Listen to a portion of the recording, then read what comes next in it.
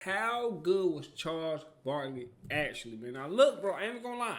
I want to actually watch a Charles Barkley video where he roasts people and stuff like that. So look out for that video. That video is coming. But look, man, I want to see how his career went because I never really looked into Charles Barkley. Right now, do like, comment, subscribe. Think of Charles Barkley as the funny analyst on Inside the NBA, maybe not fully realizing what a beast of a player he really was.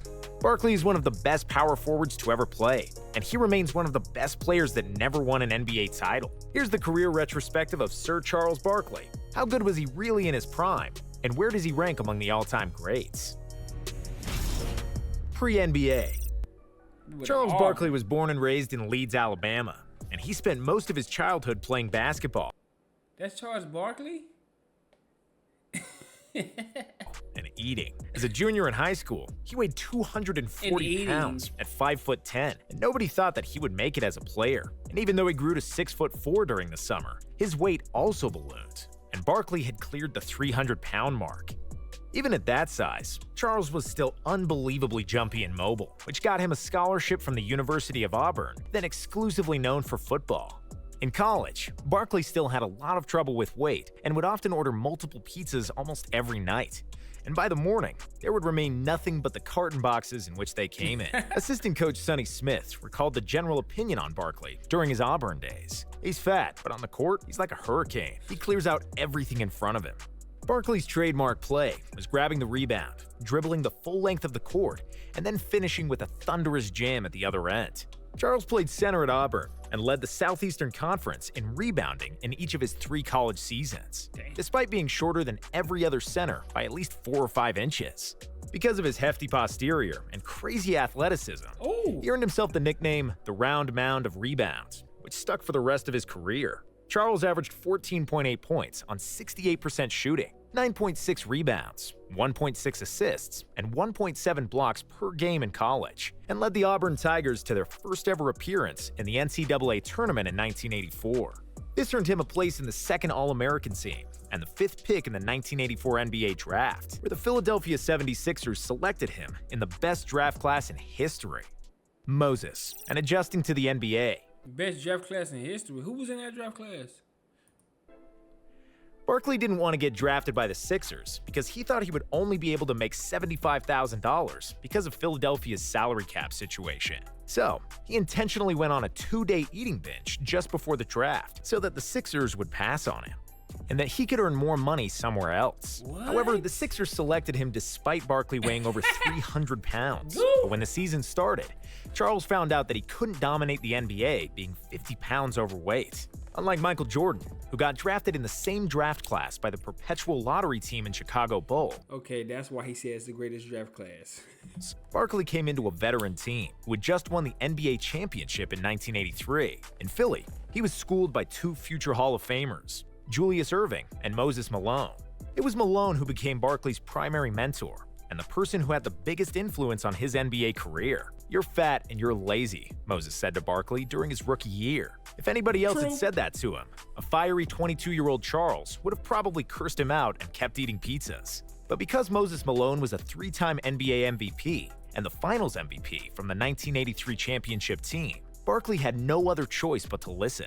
He trimmed down to 250 pounds, which has more or less been his playing weight throughout the best years of his career. And even though he wasn't bad as a rookie, averaging 14 points and 8.6 rebounds per game, after he lost those 50 pounds, he averaged 20 and 13 as a sophomore. Leader of the team and early playoff exits.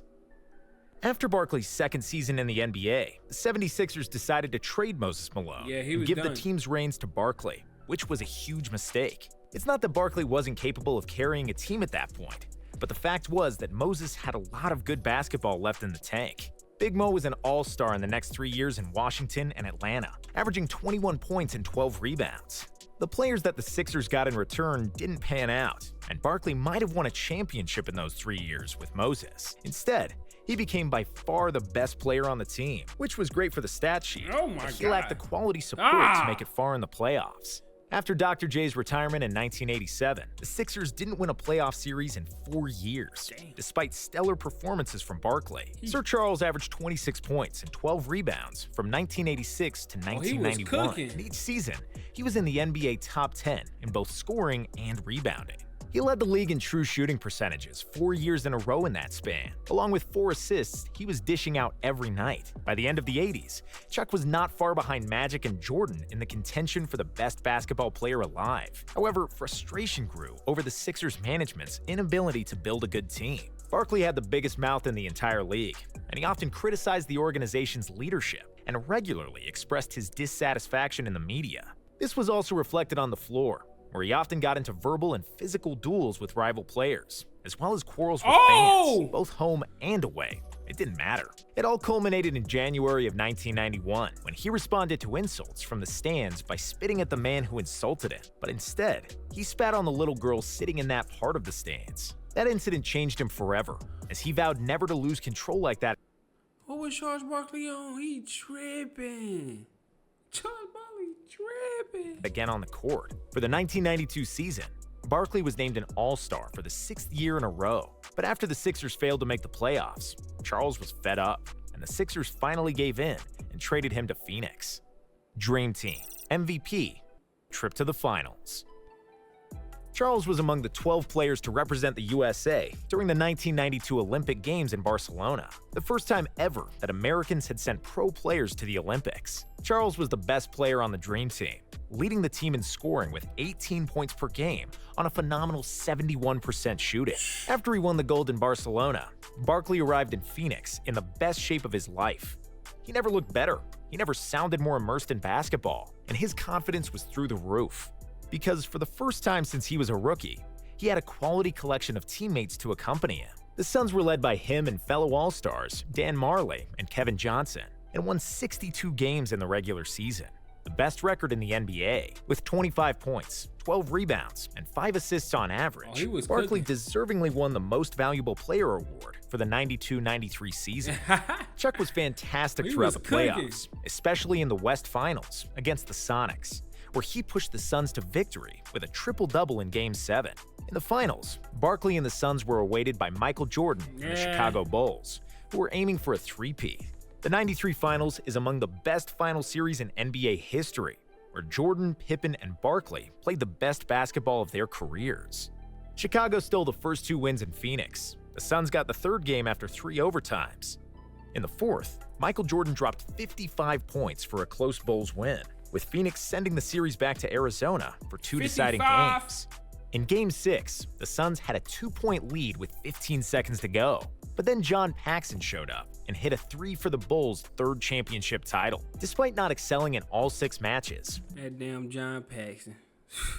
Barkley showed all the splendor of his talent. The transition game, the great understanding of geometry on the floor, the physical strength, the post-up game, mid-range shooting, and of course, rebounding.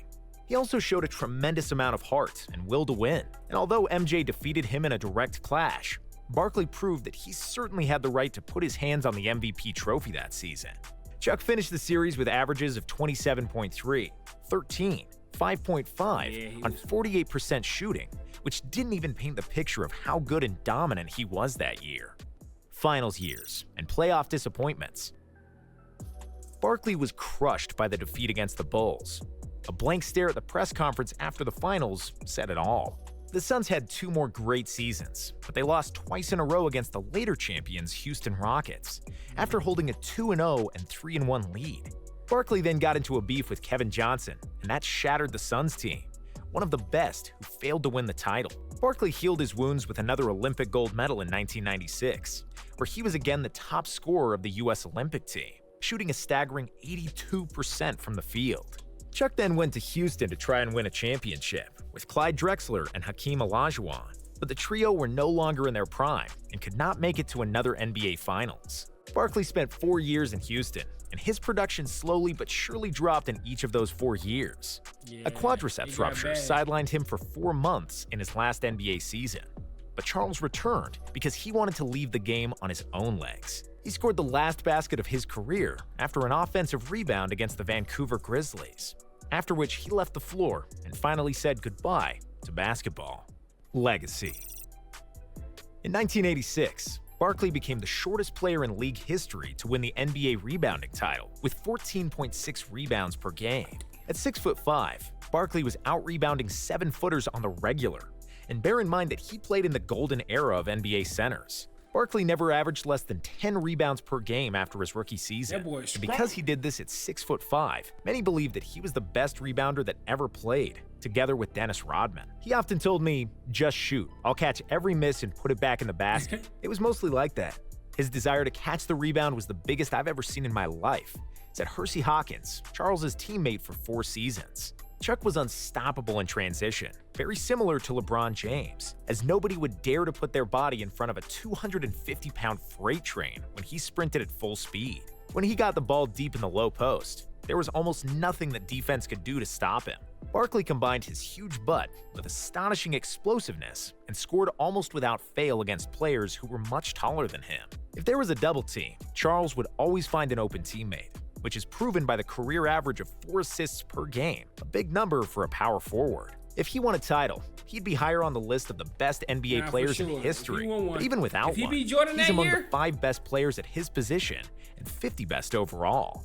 Other than his stellar play on the court, Barkley had arguably the most colorful and controversial personality in NBA history. He was one of the best trash talkers ever, and this man would be arguing during the game with his coach, teammates, opponents, referees, and fans. And then he would deliver a cold-blooded performance of, say, 25 points, 15 rebounds, 5 assists on 70% shooting, as if he was in deep focus throughout the game. With Barkley, it has never been boring. Chuck had the habit of expressing his opinion at any cost, no matter how much it clashed with good taste and social norms, and you could never guess what kind of controversial statement Barkley would give to the media. He made jokes about journalists, fans, and teammates, but he often laughed at himself, which translated to an exceptional TV career on TNT's Inside the NBA. With his quick thinking, humor, and the absolute lack of filter, Chuckster changed sports television forever and became the best sports analyst in TV history, despite the fact he can't pronounce many of the current players' names, nor recognize half of them. Hey man, shout out to Charles Barkley, man. I'm not even gonna keep it 100 with y'all, bro. We gotta watch a Charles Barkley trash talking video and Inside the NBA type video. We got to, bro. I ain't gonna go down. Look, man, like, comment, subscribe, bro. You want to see more Charles Barkley on my channel? Let me know in the comments, and I'm gonna see y'all in the next one. No bappity bap bap.